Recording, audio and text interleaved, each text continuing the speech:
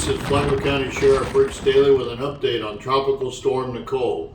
Nicole made landfall overnight near Vero Beach as a Category 1 hurricane and has since dropped back to a tropical storm as it began crossing over Florida.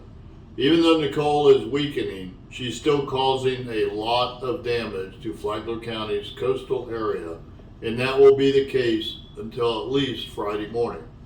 Part of A1A in Flagler Beach is already damaged from the pounding surf, and some parts of A1A are closed at the Flagler-St. Johns County line and the south end of A1A near Volusia County in the Flagler Beach water tower. There are debris and rocks in other areas of A1A, and some erosion under A1A is occurring, making driving on A1A dangerous.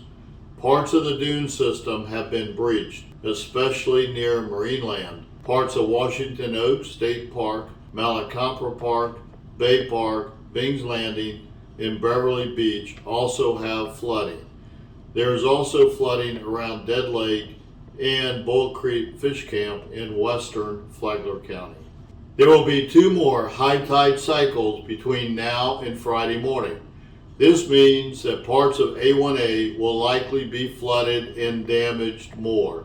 Waves are expected to be at least 10 feet higher than normal, and the water level could be up to 6 feet higher than normal for a high tide.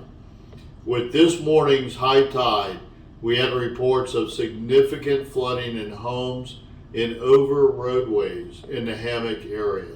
The next high tide is about 9 p.m. tonight and then about 9 a.m. Friday morning. Remember, just because the wind and rain may be dying down this afternoon and evening doesn't mean the effects of the storm are over. Those who live along the intercoastal waterway can expect the worst of the flooding to come this afternoon. However, the wind and rain should start decreasing this afternoon too. Flagler deputy sheriffs responded to about 200 calls for service overnight during Tropical Storm Nicole, making 4 arrests and a few dozen traffic stops. Deputies are still patrolling and catching fugitives from justice and making other arrests. So if you are a criminal that thinks you can prey on our community, you should think twice. Our deputies will give you a free ride to the Green Roof Inn if you try to prey on our community. Flagler County has lifted the emergency evacuation order for Zone A in the Barrier Island. The bridges are open. However, I encourage you to stay away from the Barrier Island and the intercoastal waterway. Parts of A1A and nearby residential roads are flooded, or there is debris on the roadway making driving dangerous. The ocean is still an angry ocean, and going on the beach can be dangerous from a rogue wave. The shelter at Rimfire Elementary School has closed. If you think you need to evacuate your home on the Barrier Island because of flooding, call the Flagler County Tropical Storm Nicole hotline at 386-313-4200. They will be able to assist you. Again, I encourage you not to come to the Barrier Island to sightsee.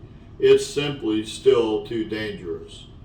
Your sheriff's office will continue to have extra patrols to serve you and protect you until Tropical Storm Nicole is gone.